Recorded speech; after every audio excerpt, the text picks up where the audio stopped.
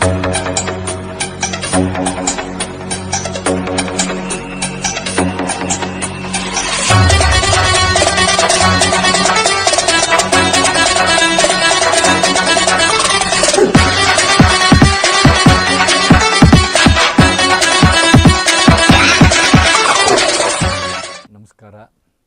ನನ್ನ ಹೆಸರು ರಮೇಶ್ ಆರ್ ಮಾಡ್ಯಾಳ್ಕರ್ ಅಂಥೇಳಿ.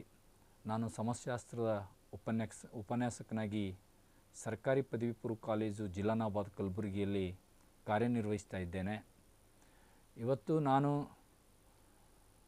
ಡಾಕ್ಟರ್ ಬಾಬಾ ಸಾಹೇಬ್ ಅಂಬೇಡ್ಕರ್ ಅವರ 134ನೇ ಜಯಂತಿಯ ಉತ್ಸವದ ಪ್ರಯುಕ್ತವಾಗಿ ಡಾಕ್ಟರ್ ಬಾಬಾ ಸಾಹೇಬರ ಹೋರಾಟ ಮತ್ತು ಅವರು ಈ ದೇಶದ ಜನತೆಗೆ ನೀಡಿದಂಥ ಸಂದೇಶಗಳನ್ನು ಕುರಿತು ನಾನು ತಮ್ಮೊಂದಿಗೆ ಹಂಚಿಕೊಳ್ಳಕ್ಕೆ ಇಲ್ಲಿ ಬಂದಿದ್ದೇನೆ.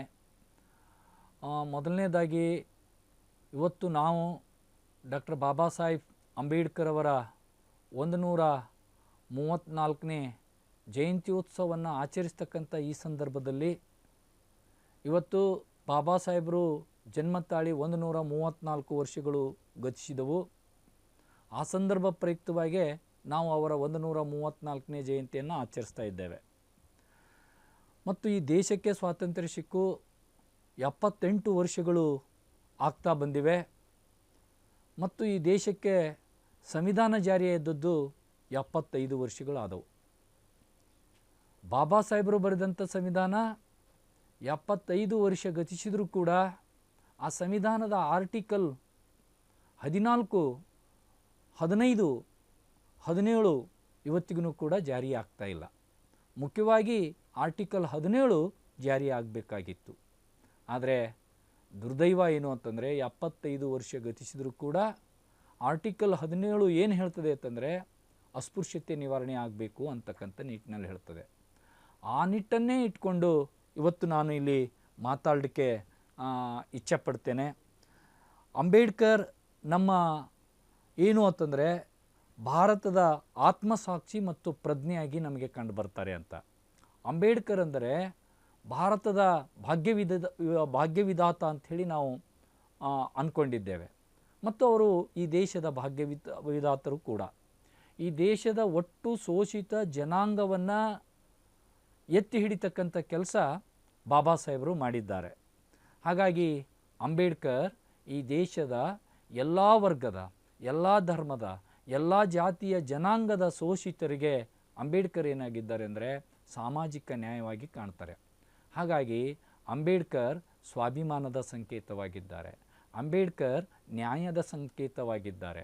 ಅಂಬೇಡ್ಕರ್ ತಮ್ಮ ಹೋರಾಟದ ಮುಖಾಂತರ ಮತ್ತು ಮೀಸಲಾತಿಯನ್ನು ಕೊಡೋದ್ರ ಮುಖಾಂತರ ಈ ದೇಶದ ಒಟ್ಟು ಜನತೆಗೆ ಅನ್ನ, ಅರಿವೆ, ಆಶ್ರಯವಾಗಿದ್ದಾರೆ.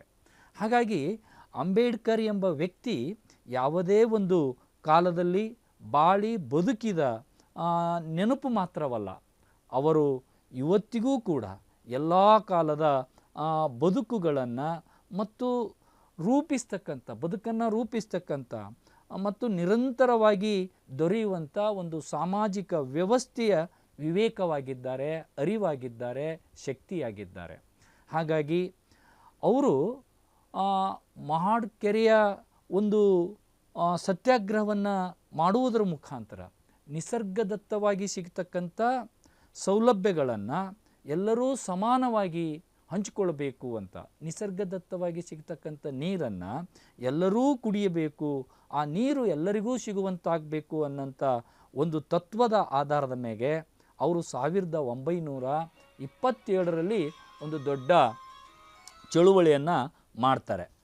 ಮುಂದೆ 1951 ಮೇ 6ರಲ್ಲಿ ಅವರು ಏನು ಅಂತಂದರೆ ಹಿಂದೂ ಕೋಡ್ ಬಿಲ್ಲನ್ನು ತರೋದ್ರ ಮುಖಾಂತರ ಈ ದೇಶದ ಮಹಿಳೆಯರನ್ನು ವಿಮೋಚನೆಗೊಳಿಸ್ತಕ್ಕಂಥ ಬಹಳ ದೊಡ್ಡ ಕೆಲಸವನ್ನು ಅವರು ಕೈಗೊಳ್ತಾರೆ. ಅಂಬೇಡ್ಕರ್ ಅವರು ನಮ್ಮ ಮುಂದಿನ ತಲೆಮಾರುಗಳಿಗೆ ಬೇಕಾಗಿರುವ ಆಲೋಚನೆಗಳ ಕ್ರಮವಾಗಿದ್ದಾರೆ. ಅವರು ನಮಗೆ ಒಂದು ಕೆಲಸವನ್ನು ನಮ್ಮ ಕೈಗೆ ಕೊಟ್ಟಿದ್ದಾರೆ. ಅಂಬೇಡ್ಕರ್ ಅವರು ನಮ್ಮ ಮುಂದಿನ ತಲೆಮಾರುಗಳಿಗೆ ಅಂಬೇಡ್ಕರ್ ಅವರು ಈ ದೇಶದ ಗಾಳಿ ಮತ್ತು ಬೆಳಕು ಎಂದರೆ ಹೆಚ್ಚು ಅರ್ಥಗರ್ಭಿತವಾಗುತ್ತದೆ. ಗಾಳಿಯು ಕತ್ತಲು ಮತ್ತು ಉಸಿರುಗಟ್ಟುವ ವಾತಾವರಣದಿಂದ ಏನಾಗ್ತದೆ ಅಂತಂದರೆ ನಮ್ಮನ್ನು ಬಿಡುಗಡೆಗೊಳಿಸ್ತದೆ. ಬೆಳಕು ಇಂಥ ಎಲ್ಲ ಎಡರು ತೊಡರುಗಳನ್ನು ಪರಿಹರಿಸಿ ಒಂದು ದಾರಿಯನ್ನು ತೋರ್ತಕ್ಕಂಥ ರೂಪವಾಗಿ ಕಾಣುತ್ತದೆ. ಹಾಗಾಗಿ ಡಾಕ್ಟರ್ ಬಾಬಾ ಸಾಹೇಬ್ ಅಂಬೇಡ್ಕರ್ ಅವರು ಈ ದೇಶದ ಜಾತಿ ವ್ಯವಸ್ಥೆ, ಈ ದೇಶದ ಮೇಲು ಕೀಳುಗಳನ್ನು ಸರಿಪಡಿಸ್ತಕ್ಕಂಥ ನಿಟ್ಟಿನಲ್ಲಿ ಅವರು ನಮಗೆ ಗಾಳಿ ಮತ್ತು ಬೆಳಕಾಗಿ ಕಾಣ್ತಾರೆ ಅಂತ. ಇವತ್ತಿಗೂ ಕೂಡ ಅಂಬೇಡ್ಕರ್ ಅವರು ಏನು ಅಂತಂದರೆ ಅವರು ಪ್ರತಿಯೊಬ್ಬ ಮನುಷ್ಯ, ಪ್ರತಿಯೊಂದು ಸಮುದಾಯ, ಪ್ರತಿಯೊಂದು ಜಾತಿ, ಪ್ರತಿಯೊಂದು ಧರ್ಮ ಸೌಹಾರ್ದತೆಯಿಂದ ಮತ್ತು ಹೊಂದಾಣಿಕೆಯಿಂದ ಬದುಕುವುದಕ್ಕೆ, ಸಹಜೀವನ ಮಾಡುವುದಕ್ಕೆ ಬೇಕಾಗಿರುವಂಥ ಬಹುಮುಖ್ಯವಾದ ಚಿಂತನಶೀಲರಾಗಿ ಇವತ್ತು ನಮಗೆ ಅಂಬೇಡ್ಕರ್ ಅವರು ಕಾಣ್ತಾರೆ. ಆದರೆ ನಮ್ಮ ಅಪನಂಬಿಕೆ ಏನು ಅಂತಂದರೆ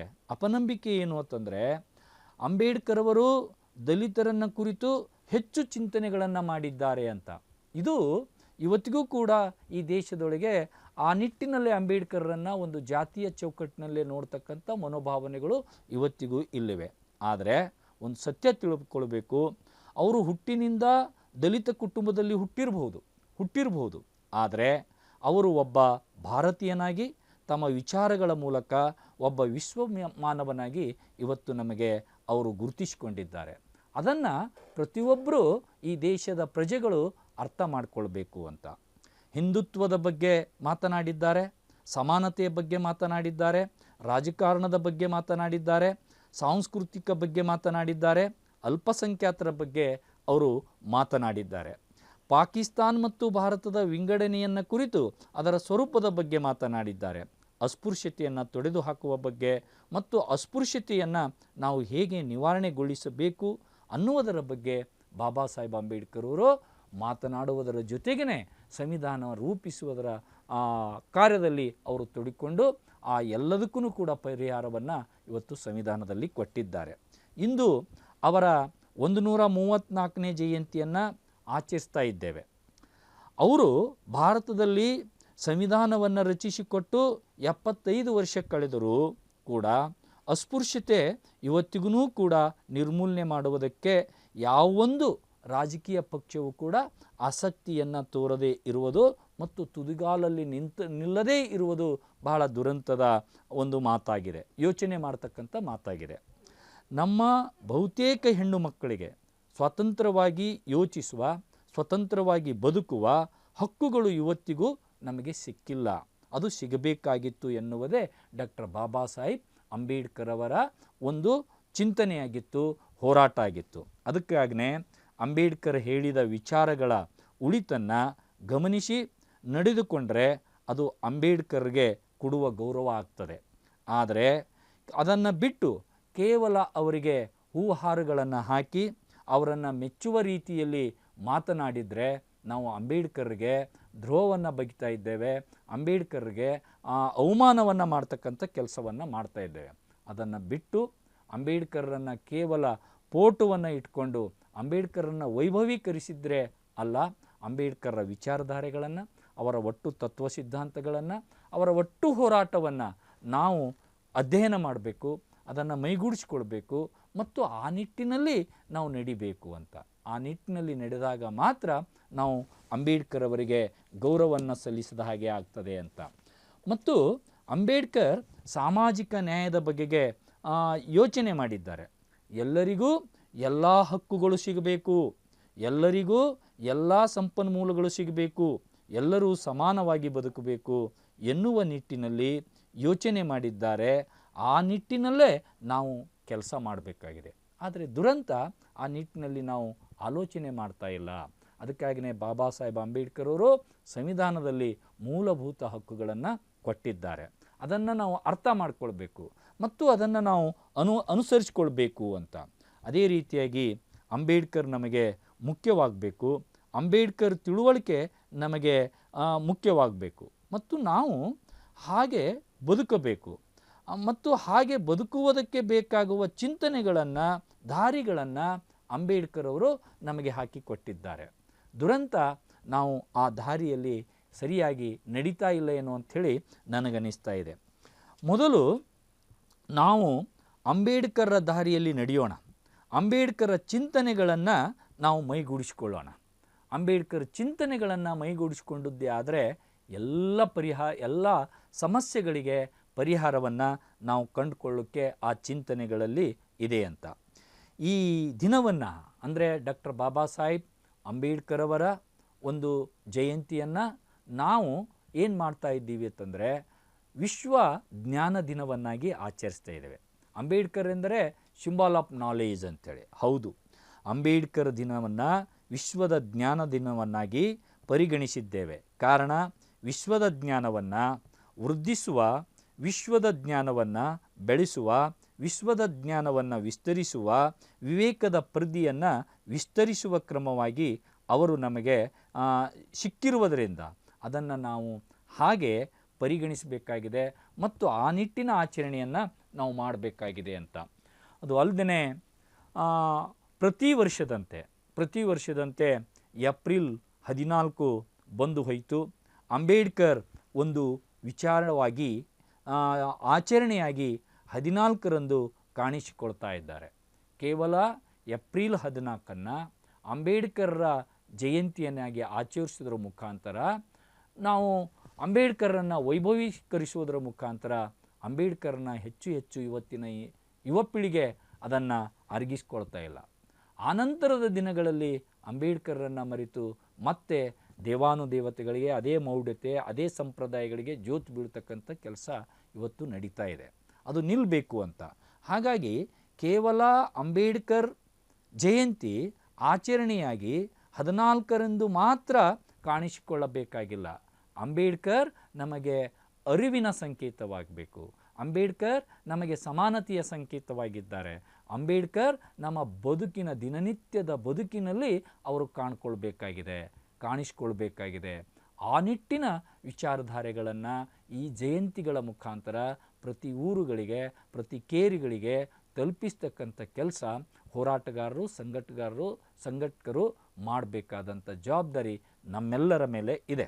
ಆ ನಿಟ್ಟಿನಲ್ಲಿ ಅಂಬೇಡ್ಕರ್ ಜಯಂತಿಗಳು ಆಚರಣೆ ಆಗಬೇಕು ಅಂತ. ಅಂಬೇಡ್ಕರ್ ಆತ್ಮವಿಶ್ವಾಸ ಮತ್ತು ಪ್ರತಿಭಟನೆಯ ಒಂದು ಪ್ರತೀಕ ಅಂತ, ಸಾಮಾಜಿಕ ಹೋರಾಟದ ಒಂದು ದಿಕ್ಸೂಚಿ. ಅಧ್ಯಯನ ಮತ್ತು ಹೋರಾಟಗಳನ್ನು ಒಟ್ಟಿಗೆ ಅಂತರ್ಗತವಾಗಿ ಮಾಡಿಕೊಂಡಿರ್ತಕ್ಕಂಥ ಅಂಬೇಡ್ಕರ್ ಯಾವತ್ತೂ ನಮಗೆ ಅರಿವಿನ ಸಂಕೇತವಾಗಿದ್ದಾರೆ, ಒಂದು ಮಾಧ್ಯಮವಾಗಿದ್ದಾರೆ. ಮತ್ತು ಅವರು ನಮಗೆ ಅಮಲಿನ ವಸ್ತುವಾಗಬಾರ್ದು, ಅವರು ನಮಗೆ ಅರಿವಿನ ವಸ್ತುವಾಗಬೇಕು. ಆ ಅರಿವಿನೆಡೆಗೆ ನಮ್ಮ ನಡೆಯಾಗಬೇಕು ಅಂತ ಅಂಬೇಡ್ಕರರು ನಮಗೆ ಬುದ್ಧನನ್ನು ಪರಿಚಯ ಮಾಡಿಕೊಡೋದ್ರ ಮುಖಾಂತರ ಹಿಂಸೆಯನ್ನು ತ್ಯಜಿಸಿ ಅಹಿಂಸೆಯ ಮಾರ್ಗವನ್ನು ಕಲ್ಪಿಸಿಕೊಟ್ಟಿದ್ದಾರೆ ಅಂತ. ಚೌಡಾರ್ ಕೆರೆಯ ಪ್ರವೇಶ ಒಂದು ಬಹಿಷ್ಕೃತ ಸಮ್ಮೇಳನ ಮಾಡ್ತಕ್ಕಂಥ ಸಂದರ್ಭದಲ್ಲಿ ಅಂದರೆ 1927 ಮಾರ್ಚ್ 19 ಮತ್ತು 20ರಲ್ಲಿ ಅಲ್ಲಿ ಎಲ್ಲಿಯಪ್ಪ ಅಂತಂದರೆ ಹೆಚ್ಚಿನ ಉನ್ನತ ಆ ಜನರನ್ನು ಉದ್ದೇಶಿ ಮಾತನಾಡ್ತಕ್ಕಂಥ ಸಂದರ್ಭದಲ್ಲಿ ನನ್ನ ಜನಗಳು ಅಂದರೆ ಅಸ್ಪೃಶ್ಯರು, ದಲಿತರು, ಈ ದೇಶದ ಶೋಷಿತರು ಹೆಚ್ಚಿನ ಉನ್ನತ ಶಿಕ್ಷಣವನ್ನು ಪಡೆದು ಪದವೀಧರರಾಗಬೇಕು. ಪದವೀಧರರಾಗೋದರ ಜೊತೆಗೆ ಸರ್ಕಾರಿ ಉದ್ಯೋಗಗಳನ್ನು ಗಿಟ್ಟಿಸಿಕೊಳ್ಬೇಕು. ಆ ಮೂಲಕ ಅವರು ಒಂದು ಸಮವಾಗಿರ್ತಕ್ಕಂಥ ಅದು ದಾರಿಯನ್ನು ಕಂಡುಕೊಳ್ಳೋಕ್ಕೆ ಮತ್ತು ಸ್ವಾಭಿಮಾನದಿಂದ ಬದುಕೋಕ್ಕೆ ಸಾಧ್ಯ ಆಗ್ತದೆ. ಈ ಸಮಾನತೆಯ ದಾರಿಯೊಂದಿಗೆ ಹೆಚ್ಚು ಪದವಿಗಳನ್ನು ಪಡೆಯೋದರೊಂದಿಗೆ ನಾವು ಸ್ವಾಭಿಮಾನಿಗಳಾಗ್ತೇವೆ ಮತ್ತು ಸರ್ಕಾರಿ ಉದ್ಯೋಗಗಳನ್ನು ಪಡೆಯೋದ್ರ ಮುಖಾಂತರ ಸ್ವಾವಲಂಬಿಗಳಾಗಿ ಬದುಕಲಿಕ್ಕೆ ಸಾಧ್ಯ ಆಗ್ತದೆ. ಇನ್ನೂ ನಾವು ಹೆಚ್ಚು ಸ್ವಾವಲಂಬಿಗಳಾಗಬೇಕಂತಂದರೆ ನಾವು ಕೃಷಿಯನ್ನು ಕೈಗೊಳ್ಳಬೇಕು ಅಂತ, ಕೃಷಿ ಉದ್ಯೋಗವನ್ನು ಮಾಡಬೇಕು ಅಂತ. ಕೃಷಿ ಉದ್ಯೋಗವನ್ನು ಮಾಡಬೇಕು ಆದರೆ ನಮ್ಮ ಜನಾಂಗಕ್ಕೆ ಭೂಮಿ ಇಲ್ಲ. ಹೌದು, ಆ ಭೂಮಿ ಇಲ್ಲ ಅಂದರೂ ಕೂಡ ನಾವು ಸರ್ಕಾರಕ್ಕೆ ಮನವಿಯನ್ನು ಸಲ್ಲಿಸುವುದರ ಮುಖಾಂತರ ಅರಣ್ಯ ಭೂಮಿಯನ್ನು ನಾವು ನಮ್ಮದಾಗಿ ಮಾಡಿಕೊಂಡು ಅಲ್ಲಿ ಕೃಷಿಯನ್ನು ಮಾಡಿದರೆ ನಮ್ಮ ಸ್ವಾವಲಂಬಿ ಬದುಕಿಗೆ ಇನ್ನೂ ಗಟ್ಟಿಯಾದಂಥ ನೆಲೆಯನ್ನು ಕಂಡುಕೊಳ್ಳೋಕ್ಕೆ ಸಾಧ್ಯ ಆಗ್ತದೆ ಅಂತಕ್ಕಂಥ ಮಾತನ್ನು ಅವತ್ತು ಡಾಕ್ಟರ್ ಬಾಬಾ ಸಾಹೇಬ್ ಅಂಬೇಡ್ಕರ್ ಅವರು ನಮಗೆ ಹೇಳಿದರು ಅಂತ. ನಾವು ಆರ್ಥಿಕವಾಗಿ ಸ್ವಾವಲಂಬಿಗಳಾಗಲಿಕ್ಕೆ ಸಾಧ್ಯ ಆಗ್ತದೆ. ಹಳೆಯ ಹಾದಿಗಳು ಇರುವ ವೇಳೆಗೆ ಯಾರೂ ಹೊಸ ದಾರಿಗಳನ್ನು ಹುಡುಕಿಕೊಳ್ಳಲಿಕ್ಕೆ ಸಾಧ್ಯ ಇಲ್ಲ ಅಂತಕ್ಕಂಥ ಮಾತನ್ನು ಅದೇ ಸಂದರ್ಭದಲ್ಲಿ ಹೇಳ್ತಾರೆ. ಅಂದರೆ ಅಲ್ಲಿವರೆಗೆ ನಾವು ಈ ಮೌಢ್ಯತೆಗಳಿಗೆ ಜೋತು ಬೀಳ್ತೇವೋ ಅಲ್ಲಿವರೆಗೆ ನಾವು ಹೊಸ ಬದುಕನ್ನು, ಹೊಸ ಸಮಾಜವನ್ನು ಕಟ್ಕೊಳ್ಳಿಕ್ಕೆ ಸಾಧ್ಯ ಇಲ್ಲ ಅಂತ. ಹಾಗಾಗಿ ನಾವು ಹೊಸ ದಾರಿಯನ್ನು ಕಂಡುಕೊಳ್ಬೇಕಾಗಿದೆ ಅಂತ. ಹೊಸ ದಾರಿ ಅಂದರೆ ಹೊಸ ವಿಚಾರಗಳನ್ನು, ಸಮಾನತೆಯ ಬದುಕನ್ನು ಕಂಡುಕೊಳ್ತಕ್ಕಂಥ ನಿಟ್ಟಿನಲ್ಲಿ ನಾವು ಬದಲಾಗಬೇಕು ಅಂತಕ್ಕಂಥ ಮಾತ್ಮವನ್ನು ಹೇಳೋದ್ರ ಜೊತೆಗೆ ನಾವು ನಮ್ಮ ಆತ್ಮಗೌರವವನ್ನು ಬೆಳೆಸ್ಕೊಳ್ಬೇಕು ಅನ್ನುವ ಮಾತನ್ನು ಬಾಬಾ ಸಾಹೇಬರವರು ಹೇಳಿದರು ಅಂತ. ಅದ್ರ ಜೊತೆಗೇ ಅಲ್ಲೇ ಒಂದು ಮಾತನ್ನು ಏನು ಹೇಳ್ತಾರಪ್ಪ ಅಂದರೆ, ಎಲ್ಲಿಯವರೆಗೆ ಎಲ್ಲದರಲ್ಲಿಯೂ ಹಳೆಯದು ಹೊನ್ನು ಎಂಬ ಗಾದೆಯನ್ನು ನಾವು ಮೆಲ್ಕುತ್ತಾ ಆರಾಮವಾಗಿ ಕುಳಿತುಕೊಳ್ತೇವೋ ನಾವು ಯಾವುದೇ ಸುಧಾರಣೆಯನ್ನು ತರಲು ಸಾಧ್ಯವೇ ಇಲ್ಲ ಅಂತ. ಹಳೆಯದೆಲ್ಲವೂ ಹೊನ್ನು ಅಂತ ಹೇಳ್ಕೊಂಡು ಕುಳಿತಿದ್ದೇ ಆದರೆ ಹೊಸದನ್ನು ತರಲಿಕ್ಕೆ ನಮ್ಮಿಂದ ಸಾಧ್ಯ ಆಗಲಾರದು ಅಂತ. ಹಾಗಾಗಿ ನಾವು ಹೊಸತನಕ್ಕೆ ಅವಕಾಶವನ್ನು ಮಾಡಿಕೊಳ್ಬೇಕು, ಹೊಸ ಬದುಕನ್ನು ಕಟ್ಕೊಳ್ಳಿಕ್ಕೆ ಅವಕಾಶ ಮಾಡಿಕೊಳ್ಬೇಕು ಅಂತ. 1927ರಲ್ಲಿ ನಡೆದಂಥ ಮಹಾಡ್ ಸಮ್ಮೇಳನದ ಅಸ್ಪೃಶ್ಯರಲ್ಲಿ ಅರಿವಿನ ಸೃಷ್ಟಿಯನ್ನು ಮತ್ತು ತಮ್ಮ ವಿಮೋಚನೆಗಾಗಿ ಕೆಲಸ ಮಾಡುವ ಶಕ್ತಿ ಮತ್ತು ಆತ್ಮವಿಶ್ವಾಸವನ್ನು ನೀಡಿದಂಥ ಒಂದು ಚಳುವಳಿ ಯಾವುದು ಅಂತಂದರೆ ಅದು ಮೊಟ್ಟ ಮೊದಲನೇದಾಗಿ ಮಹಾಡ್ ಚಳುವಳಿಯಾಗಿತ್ತು ಅಂತ. ಆ ಮಹಾಡ್ ಚಳುವಳಿ ಎಂಥದ್ದಾಗಿತ್ತು ಅಂತಂದರೆ, ಮೊಟ್ಟ ಮೊದಲಿಗೆ ಜಾಗತಿಕ ಮಟ್ಟದಲ್ಲಿ ಒಬ್ಬ ಶೋಷಣೆಗೆ ಒಳಗಾಗಿರ್ತಕ್ಕಂಥ ಜನಾಂಗ ತಮ್ಮ ಹಕ್ಕುಗಳಿಗಾಗಿ ಹೋರಾಟವನ್ನು ಮಾಡಿದಂಥ ಒಂದು ದೊಡ್ಡ ಚಳುವಳಿ, ಅದೇ ಪ್ರಥಮ ಚಳುವಳಿ ಅಂತೇಳಿ ನಾವು ಹೇಳ್ಬೋದು ಅಂತ. ಅಂಬೇಡ್ಕರ್ ಅವರನ್ನು ನಾವು ಏನು ಅಂತಂದರೆ ನೆನೆಯುವುದು ಎಂದರೆ ವರ್ತಮಾನದ ಎಚ್ಚರಿಕೆ ಅಂತ. ಹೀಗಾಗಿ ನಾವು ಮಹಾನ್ ಚೇತನರಾದ ಬಾಬಾ ಸಾಹೇಬ್ ಅಂಬೇಡ್ಕರರ ಜಯಂತಿ ಅಂದರೆ ಈ ಜಯಂತಿಗಳು ಅಂತಂದರೆ ಆ ಜಯಂತಿ ಕೇವಲ ನಾವೇನಪ್ಪ ಅಂತಂದರೆ ಹೂಹಾರಗಳನ್ನು ಹಾಕಿ ಅವರನ್ನು ವೈಭವೀಕರಿಸಿ ಕಟೌಟಿನಲ್ಲಿ ಏನಪ್ಪ ಅಂದರೆ ಅಂಬೇಡ್ಕರನ್ನು ವೈಭವೀಕರಿಸಿ ತಲೆ ಮೇಲೆ ಹೊತ್ತಿಕೊಂಡು ತಿರುಗಿದರೆ ಸಾಲದು. ಅಂಬೇಡ್ಕರ್ ಅವರನ್ನು ಇವತ್ತು ನಾವು ದುರಂತ ಏನು ಅಂತಂದರೆ ಈ ಡಾಲ್ಬಿ ಮತ್ತು ಡಿಜೆಗಳ ಅಬ್ಬರದ ನಡುವೆ ಅಂಬೇಡ್ಕರನ್ನು ನಾವು ಕಳೆದುಕೊಳ್ತಾ ಇದ್ದೇವೆ. ಅಂಬೇಡ್ಕರ್ ವಿಚಾರಗಳನ್ನು ಮರಿತಾ ಇದ್ದೇವೆ. ಆದರೆ ಅಂಬೇಡ್ಕರ್ ಜಯಂತಿ ಅಂದರೆ ಏನಾಗಬೇಕು ಅಂತಂದರೆ ಮತ್ತೆ ಎಲ್ಲ ಶೋಷಿತ ವರ್ಗಗಳ ಬಯಕೆಯನ್ನು, ನಿರೀಕ್ಷೆಗಳನ್ನು ಸಮಾಜಕ್ಕೆ ಕನ್ನಡಿಯಂತೆ ತೋರಿಸುವ, ಮನುಷ್ಯರಂತೆ ಬಾಳಲು ಅವಕಾಶ ಕಲ್ಪಿಸುವುದು, ಅಸ್ಪೃಶ್ಯತೆಯ ಗಾಯವನ್ನು ಮಾಗಿಸುವುದು, ಸಮಾನತೆಯ ಕನಸನ್ನು ಎಲ್ಲರ ಎದೆಯಲ್ಲಿ ಬಿತ್ತುವುದು, ಜಾತಿವಾದಿಗಳಾದವರನ್ನು ಮನುಷ್ಯರನ್ನಾಗಿ ಪರಿವರ್ತಿಸಿದಂಥ ಕಾರ್ಯಕ್ರಮವೇ ಡಾಕ್ಟರ್ ಬಾಬಾ ಸಾಹೇಬ್ ಅಂಬೇಡ್ಕರರ ಜಯಂತಿ ಅಂತ. ಅಂದರೆ ಅಂಬೇಡ್ಕರ್ ಜಯಂತಿ ಅಂದರೆ ಅದು ಸಮಾನತೆಯನ್ನು ಸಾರುವ ಜಯಂತಿ. ಅಂಬೇಡ್ಕರ್ ಜಯಂತಿ ಅಂದರೆ ಮೌಢ್ಯತೆಯನ್ನು ಬಿಟ್ಟು ನಮ್ಮಲ್ಲಿರುವ ಎಡುರುತೊಡರುಗಳನ್ನು ಸರಿಪಡಿಸಿಕೊಂಡು ಸಮಾನತೆಯೆಡೆಗೆ, ಬುದ್ಧನೆಡೆಗೆ ಸಾಗುವ ಒಂದು ಸಂದೇಶವನ್ನು ಸಾರ್ತಕ್ಕಂಥ ಜಯಂತಿನೇ ಬಾಬಾ ಸಾಹೇಬರ ಜಯಂತಿ ಅಂತ. ಅವರು ಈ ದೇಶದ ಹಿಂದೂ ಧರ್ಮದಲ್ಲಿರ್ತಕ್ಕಂಥ ಅಸಮಾನತೆಯನ್ನು ಧಿಕ್ಕರಿಸಿ ಸಮಾನತೆಯನ್ನು ಸಾರುವ ಬೌದ್ಧ ಧರ್ಮವನ್ನು ಸ್ವೀಕಾರ ಮಾಡ್ತಕ್ಕಂಥ ಆಲೋಚನೆಯನ್ನು ಡಾಕ್ಟರ್ ಬಾಬಾ ಸಾಹೇಬ್ ಅಂಬೇಡ್ಕರ್ ಅವರು ಈ ರೀತಿಯಾಗಿ ಹೇಳ್ತಾರೆ. ನಾನು ಹಿಂದುವಾಗಿ ಹುಟ್ಟಿದ್ದೇನೆ, ಆದರೆ ಹಿಂದುವಾಗಿ ಮಾತ್ರ ಸಾಯಲಾರೆ ಎಂದು. ಈ ಮಾತನ್ನು ಅವರು 1935ರಲ್ಲಿಯೇ ನಾಸಿಕನ ಯವಲಾ ಸಮ್ಮೇಳನದಲ್ಲಿ ಘಂಟಾಘೋಷವಾಗಿ ಅವರು ಘೋಷಿಸ್ತಾರೆ. ಅಂತೆಯೇ ಬೌದ್ಧ ಧರ್ಮದ ಮುಖ್ಯ ಸೂತ್ರಗಳಾದ ಪ್ರಜ್ಞೆ, ಕರುಣೆ ಮತ್ತು ಸಮತಾ ತತ್ವಗಳ 3 ಇವು ಆಗಿವೆ. ಈ 3 ಸಮತಾ ತತ್ವಗಳನ್ನೇ ನನ್ನನ್ನು ಬೌದ್ಧ ಧರ್ಮದೆಡೆಗೆ ಆಕರ್ಷಿಸಿದವು. ಹಾಗಾಗಿ ಬೌದ್ಧ ಧರ್ಮ ಅಂದರೆ ಅದು ಮಾನವೀಯತೆಯ ಧರ್ಮ, ಬೌದ್ಧ ಧರ್ಮ ಅಂದರೆ ಅದು ಸಮಾನತೆಯ ಧರ್ಮ, ಬೌದ್ಧ ಧರ್ಮ ಅಂದರೆ ಅದು ವೈಜ್ಞಾನಿಕತೆಯ ಧರ್ಮ. ಹಾಗಾಗಿ ಮನುಷ್ಯರನ್ನಾಗಿ ಕಾಣದೇ ಇರುವ ಈ ಹಿಂದೂ ಧರ್ಮ ನಮ್ಮನ್ನು ಶೋಷಣೆ ಮಾಡುವ ಧರ್ಮವಾಗಿದೆ. ಈ ಶೋಷಣೆ ಮಾಡುವ ಧರ್ಮವನ್ನು ಬಿಟ್ಟು ಮಾನವರನ್ನು ಮಾನವರಾಗಿ ಕಾಣುವ ಧರ್ಮಕ್ಕೆ ನಾನು ಪರಿವರ್ತನೆ ಹೊಂದ್ತೇನೆ ಅಂಥೇಳಿ ಡಾಕ್ಟರ್ ಬಾಬಾ ಸಾಹೇಬ್ ಅಂಬೇಡ್ಕರ್ ಅವರು ಬೌದ್ಧ ಧರ್ಮದ ಮುಖ್ಯ ಸೂತ್ರಗಳಾಗಿರ್ತಕ್ಕಂಥ ಪ್ರಜ್ಞೆ, ಕರುಣೆ ಮತ್ತು ಸಮತೆ ಎಡೆಗೆ ಅವರು ಹೋಗ್ತಾರೆ. ಅಂದರೆ 1956 ಅಕ್ಟೋಬರ್ 14ರಂದು ನಾಗ್ಪುರದಲ್ಲಿ 5 ಲಕ್ಷ ತನ್ನ ಅನುಯಾಯಿಗಳೊಂದಿಗೆ ಬೌದ್ಧ ಧರ್ಮವನ್ನು, ಹಿಂದೂ ಧರ್ಮವನ್ನು ತೊರೆದು ಬೌದ್ಧ ಧರ್ಮವನ್ನು ಸ್ವೀಕಾರ ಮಾಡ್ತಾರೆ ಅಂತ. ಹಾಗೆ ಸ್ವೀಕಾರ ಮಾಡಿದ ನಂತರ ಅವರು ಹೀಗೆ ಹೇಳ್ತಾರೆ, ಏನು ಅಂತಂದರೆ, ನಾನು ಅಸಮಾನತೆಯ ತವರೂರಾದ ಹಿಂದೂ ಧರ್ಮವನ್ನು ತ್ಯಜಿಸಿದ್ದೇನೆ ಮತ್ತು ನಾನು ನನ್ನ ಧರ್ಮವನ್ನು, ನನ್ನ ಮೂಲ ಧರ್ಮವಾಗಿರ್ತಕ್ಕಂಥ ಬೌದ್ಧ ಧರ್ಮಕ್ಕೆ ಬಂದಿದ್ದೇನೆ ಎನ್ನುವಂಥ ಮಾತುಗಳನ್ನು ಹೇಳೋದ್ರ ಮುಖಾಂತರ ಡಾಕ್ಟರ್ ಬಾಬಾ ಸಾಹೇಬ್ ಅವರು ಸಮಾನತೆಯನ್ನು ಸಾರ್ತಕ್ಕಂಥ ಧರ್ಮದೆಡೆಗೆ ನಮ್ಮನ್ನು ಸಾಗಲಿಕ್ಕೆ ಇವತ್ತಿಗೂ ಕೂಡ ನಮಗೆ ಮಾರ್ಗವನ್ನು ತೋರಿಸಿಕೊಟ್ಟಿದ್ದಾರೆ. ಆದರೆ ನಾವುಗಳು ಡಾಕ್ಟರ್ ಬಾಬಾ ಸಾಹೇಬ್ ಅಂಬೇಡ್ಕರ್ ಅವರನ್ನು ಕೇವಲ ಭಾವನಾತ್ಮಕವಾಗಿ ಅವರನ್ನು ಸ್ವೀಕರಿಸಿದ್ದೇವೆ. ಆದರೆ ನಮ್ಮ ಬದುಕಿನೊಳಗೆ ಅದನ್ನು ಅನುಸರಿಸಿಕೊಂಡು ಬಂದದ್ದೇ ಆದರೆ ಅವರ ಸಂವಿಧಾನದ ಆಶಯವನ್ನು ಈಡೇರಲಿಕ್ಕೆ ಸಾಗ್ತದೆ. ಆ ನಿಟ್ಟಿನಲ್ಲಿ ಡಾಕ್ಟರ್ ಬಾಬಾ ಸಾಹೇಬ್ ಅವರು ಇವತ್ತಿಗೂ ಕೂಡ ಈ ದೇಶದ ಎಲ್ಲ ಜನತೆಯ ಬದುಕನ್ನು ಹಸನು ಮಾಡುವ ಸಂಕೇತವಾಗಿದ್ದಾರೆ. ಅವರು ನಮ್ಮೆಲ್ಲರಿಗೂ ಕೂಡ ಬೆಳಕು, ಸಮಾನತೆಯ ಸಂಕೇತ, ಜ್ಞಾನದ ಸಂಕೇತವಾಗಿ ಕಾಣ್ತಾರೆ. ಹಾಗಾಗಿ ಇವತ್ತಿನ ಅವರ 134ನೇ ಜಯಂತಿಯ ಸಂದರ್ಭದಲ್ಲಿ ನಾವೆಲ್ಲರೂ ಪ್ರತಿಜ್ಞೆ ಮಾಡಬೇಕು, ಡಾಕ್ಟರ್ ಬಾಬಾ ಸಾಹೇಬ್ ಅಂಬೇಡ್ಕರ್ ಅವರ ಒಟ್ಟು ತತ್ವ ಸಿದ್ಧಾಂತಗಳನ್ನು, ಹೋರಾಟಗಳನ್ನು ಮೈಗೂಡಿಸಿಕೊಳ್ಳುವುದರ ಜೊತೆಗೇ ಅದನ್ನು ಈ ಒಟ್ಟು ಜನತೆಗೆ ತಲುಪಿಸ್ತಕ್ಕಂಥ ಕೆಲಸ, ಅಂದರೆ ಒಟ್ಟು ಈ ದೇಶದ ಮನೆಗಳಿಗೆ ಮುಟ್ಟಿಸುವ ಕೆಲಸವನ್ನು ಮಾಡೋದ್ರ ಮುಖಾಂತರ ಬಾಬಾ ಸಾಹೇಬರು ಕಂಡಿರ್ತಕ್ಕಂಥ ಪ್ರಬುದ್ಧ ಭಾರತದ ಕನಸನ್ನು ನನಸು ಮಾಡುವ ಮಟ್ಟಕ್ಕೆ ನಾವು ಬದಲಾಗಬೇಕಾಗಿದೆ.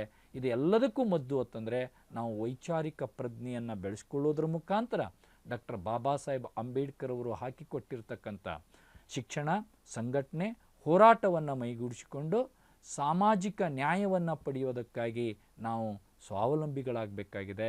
ನಾವು ಸ್ವಾಭಿಮಾನವನ್ನು ಗಟ್ಟಿಗೊಳಿಸಿಕೊಳ್ಬೇಕಾಗಿದೆ ಮತ್ತು ತಲೆತಲಾಂತರದಿಂದ ನಮ್ಮನ್ನು ಕಾಡುತ್ತಾ ಬಂದಿರುವ, ನಮ್ಮನ್ನು ಶೋಷಣೆ ಮಾಡುತ್ತಾ ಬಂದಿರುವ ಈ ಹಿಂದೂ ಧರ್ಮದ ದೇವಾನುದೇವತೆಗಳನ್ನು ಧಿಕ್ಕರಿಸುವುದರ ಜೊತೆಗೇ ಮತ್ತು ಈ ಜಾತಿ ವ್ಯವಸ್ಥೆಯನ್ನು ಧಿಕ್ಕರಿಸುವುದರ ಜೊತೆಗೇ ಸಮಾಜವನ್ನು ಕಟ್ಟಿಕೊಟ್ಟಿರ್ತಕ್ಕಂಥ ಮತ್ತು ಎಲ್ಲ ಮನುಷ್ಯರನ್ನು ಪ್ರೀತಿಸ್ತಕ್ಕಂಥ ಒಂದು ಧರ್ಮ, ಅದು ಬೌದ್ಧ ಧರ್ಮ. ಆತ್ಮೀಯರೇ, ಇವತ್ತು ಈ ದೇಶದೊಳಗೆ ಜಾತಿ ವ್ಯವಸ್ಥೆ ಮತ್ತು ಇವತ್ತಿಗೂ ಕೂಡ ಅಸಮಾನತೆ, ತಾರತಮ್ಯ ಇವೆಲ್ಲವೂ ಕೂಡ ನಾವು ಈ ದೇಶದೊಳಗೆ ಕಾಣ್ತಾ ಇದ್ದೇವೆ. ಮತ್ತು ಇವತ್ತು ಡಾಕ್ಟರ್ ಬಾಬಾ ಸಾಹೇಬ್ ಅಂಬೇಡ್ಕರ್ಗಳನ್ನ ಇವತ್ತಿಗೂ ಕೂಡ ಮಾನಸಿಕತೆಯನ್ನು ಹೊಂದಿರತಕ್ಕಂಥ ಜನ ಅರಗಿಸಿಕೊಳ್ಳಲಿಕ್ಕೆ ಸಾಧ್ಯ ಆಗ್ತಾ ಇಲ್ಲ. ಅದಕ್ಕಾಗಿಯೇ ನಮ್ಮ ದೇಶದ ರಕ್ಷಣಾ ಮಂತ್ರಿಯವರು ಹೇಳ್ತಾರೆ, ಅಂಬೇಡ್ಕರ್ ಅಂಬೇಡ್ಕರ್ ಅಂಬೇಡ್ಕರ್ ಅನ್ನೋದೊಂದು ಒಂದು ಫ್ಯಾಷನ್ ಆಗಿದೆ. ಅಂಬೇಡ್ಕರ್ ಅನ್ನೋದರ ಬದಲಿಗೆ ನಾವೇನಪ್ಪ ಅಂತಂದರೆ ದೇವರ ಪ್ರಾರ್ಥನೆ ಮಾಡಿದ್ದೇ ಆದರೆ ಸ್ವರ್ಗಕ್ಕೆ ಹೋಗ್ಬೋದು ಅಂತಕ್ಕಂಥ ಮಾತನ್ನು ಹೇಳ್ತಾರೆ. ಆದರೆ ನಾವು ಅವ್ರಿಗೆ ಹೇಳಬೇಕಾಗಿದೆ, ತಲೆತಲಾಂತರದಿಂದ ಈ ಹಿಂದೂ ದೇವಾನುದೇವತೆಗಳನ್ನು ತಲೆ ಮೇಲೆ ಹೊತ್ತಿಕೊಂಡು ಬಂದಿದ್ದರ ಫಲವಾಗಿಯೇ ನಾವು ಇವತ್ತಿಗೂ ಕೂಡ ಈ ಹಿಂದೂ ಧರ್ಮದಲ್ಲಿ ಮನುಷ್ಯರಾಗಿ ಪರಿಗಣಿಸೇ ಇಲ್ಲ ಅಂತ. ಆದರೆ ಡಾಕ್ಟರ್ ಬಾಬಾ ಸಾಹೇಬ್ ಅಂಬೇಡ್ಕರ್ ಅವರು ಸಂವಿಧಾನವನ್ನು ಬರೆಯೋದ್ರ ಮುಖಾಂತರ ಈ ದೇಶದ ಒಟ್ಟು ಶೋಷಿತ ಜನಾಂಗದವರನ್ನು, ಎಲ್ಲ ಧರ್ಮದ, ಎಲ್ಲ ಜಾತಿಯ ಶೋಷಣೆಗೆ ಒಳಗಾಗಿರ್ತಕ್ಕಂಥ ಜನರಿಗೆ ಮನುಷ್ಯರನ್ನಾಗಿ ಪರಿವರ್ತಿಸಿದ ವ್ಯಕ್ತಿ ಯಾರಾದರೂ ಇದ್ದರೆ ಅದು ಡಾಕ್ಟರ್ ಬಾಬಾ ಸಾಹೇಬ್ ಅಂಬೇಡ್ಕರ್. ಹಾಗಾಗಿ ನಮಗೆ ಅಂಬೇಡ್ಕರ್ ಏನಾಗಿದ್ದಾರೆ ಅಂತಂದರೆ, ಅಂಬೇಡ್ಕರ್ ನಮ್ಮ ರಕ್ತ ಆಗಿದ್ದಾರೆ, ಅಂಬೇಡ್ಕರ್ ನಮ್ಮ ಬದುಕಾಗಿದ್ದಾರೆ, ಅಂಬೇಡ್ಕರ್ ನಮಗೆ ಸಾಮಾಜಿಕ ನ್ಯಾಯವಾಗಿದ್ದಾರೆ. ಹಾಗಾಗಿ ನಮಗೆ ಅಂಬೇಡ್ಕರ್ ಅಂಬೇಡ್ಕರ್ ಅಂಬೇಡ್ಕರ್ ಅನ್ನೋದೇ ನಮ್ಮ ಉಸಿರು, ನಮ್ಮ ಬದುಕು, ನಮ್ಮ ಜೀವನ ಆಗಬೇಕು ಅಂತ. ಯಾಕೆ ಅಂತಂದರೆ ಅವರ ಹೋರಾಟ, ಅವರ ಬದುಕು, ಅವರ ಒಟ್ಟು ಸಂವಿಧಾನದ ಆಶಯ ಸರ್ವರಿಗೂ ಸಮಪಾಲು, ಸರ್ವರಿಗೂ ಸಮಬಾಳು ಅನ್ನುವ ನಿಟ್ಟಿನಲ್ಲಿ ಅವರು ನಮಗೆ ಈ ದೇಶದೊಳಗೆ ಸಮಾನವಾಗಿ ಬದುಕತಕ್ಕಂಥ, ಎದೆ ಎತ್ತಿ ಬದುಕತಕ್ಕಂಥ, ಸ್ವಾಭಿಮಾನದಿಂದ ಬದುಕತಕ್ಕಂಥ ಬದುಕನ್ನು ಕೊಟ್ಟಿದ್ದಾರೆ. ಹಾಗಾಗಿ ಅಂಥ ಅಂಬೇಡ್ಕರ್ರ ಒಟ್ಟು ಬದುಕನ್ನು, ಒಟ್ಟು ವಿಚಾರಧಾರೆಗಳನ್ನು ಶೋಷಿತ ಜನಸಮುದಾಯಕ್ಕೆ ಮತ್ತು ಎಲ್ಲ ಜನರ ಮನಗಳಿಗೆ ಮುಟ್ಟಿಸ್ತಕ್ಕಂಥ ಕೆಲಸವನ್ನು ನಮ್ಮ ಈ ಭಾಗದಲ್ಲಿ ಯಶಸ್ವಿ ಟಿ ವಿ ಮಾಡ್ತಾ ಇದೆಯಲ್ಲ, ಅದು ಬಹಳ ಅಭಿನಂದನಾರ್ಹವಾದಂಥ ಕೆಲಸ ಅದು ಮಾಡ್ತಾ ಇದೆ. ಅಂಥ ಆ ನಿಟ್ಟಿನಲ್ಲಿನೇ ಈ ಭಾಗದಲ್ಲಿರ್ತಕ್ಕಂಥ ಎಲ್ಲ ಹೋರಾಟಗಾರರನ್ನು, ವಿಚಾರವಂತರನ್ನು, ಸಾಹಿತಿಗಳನ್ನು ಕರೆಸುವುದರ ಮುಖಾಂತರ, ಅವರ ಮುಖಾಂತರ ಬಾಬಾ ಸಾಹೇಬರ ವಿಚಾರಧಾರೆಗಳನ್ನು, ಬಾಬಾ ಸಾಹೇಬರ ಸಂವಿಧಾನವನ್ನು ಮತ್ತು ಬೌದ್ಧ ಧರ್ಮವನ್ನು ಪ್ರಚಾರ ಮಾಡ್ತಕ್ಕಂಥ ಭಾಳ ದೊಡ್ಡ ಕೆಲಸ ಈ ಭಾಗದಲ್ಲಿ ಯಶಸ್ವಿ ಟಿ ವಿ ವಾಹಿನಿಯವರು ಮಾಡ್ತಾ ಇರೋದು ನಮಗೆ ತುಂಬ ಹೆಮ್ಮೆ ಅನ್ನಿಸ್ತಿದೆ. ಆ ವಾಹಿನಿ ಬಗ್ಗೆ ಗೌರವ ಅನ್ನಿಸ್ತಿದೆ. ಹಾಗಾಗಿ ಅವರಿಗೆ ನಾನು ಎಲ್ಲ ಶೋಷಿತ ವರ್ಗದ ಪರವಾಗಿ ತುಂಬ ಹೃದಯದ ಅಭಿನಂದನೆಯನ್ನು ಸಲ್ಲಿಸ್ತೇನೆ. ಅದು ಸಲ್ಲಿಸಿದರೂ ಕೂಡ ತಪ್ಪಾಗಲಿಕ್ಕಿಲ್ಲ. ಅದು ಆ ಜವಾಬ್ದಾರಿಯನ್ನು ಅರಿತುಕೊಂಡು ಅವ್ರು ಕೆಲಸ ಮಾಡ್ತಿದ್ದಿಲ್ಲ. ಹೀಗೆ ಇದೇ ನಿಟ್ಟಿನಲ್ಲಿ ಅವರು ಹೆಚ್ಚು ಹೆಚ್ಚು ಕೆಲಸ ಮಾಡಲಿ ಅಂಥೇಳಿ ನಾನು ಆಸೆಯನ್ನು ಹೊಂದೋದ್ರ ಜೊತೆಗೇ ನನ್ನನ್ನು ಕರೆಸಿ ಇಲ್ಲಿ ನಾನು ವಿಚಾರಗಳನ್ನು ಅಥವಾ ನಾನು ತಿಳ್ಕೊಂಡಿರ್ತಕ್ಕಂಥ ವಿಚಾರಗಳನ್ನು 4 ಜನಕ್ಕೆ ಮುಟ್ಟಿಸ್ತಕ್ಕಂಥ ಕೆಲಸ ಈ ಟಿ ವಿ ವಾಹಿನಿ, ಯಶಸ್ವಿ ಟಿ ವಿ ವಾಹಿನಿಯವರು ಮಾಡಿದ್ದಾರೆ. ಅವರಿಗೆ ಮತ್ತೊಮ್ಮೆ ಹೃತ್ಪೂರ್ವಕವಾದಂಥ ಅಭಿನಂದನೆಗಳನ್ನು ಸಲ್ಲಿಸ್ತೇನೆ. ನಮಸ್ಕಾರ. ಜೈ ಭೀಮ್.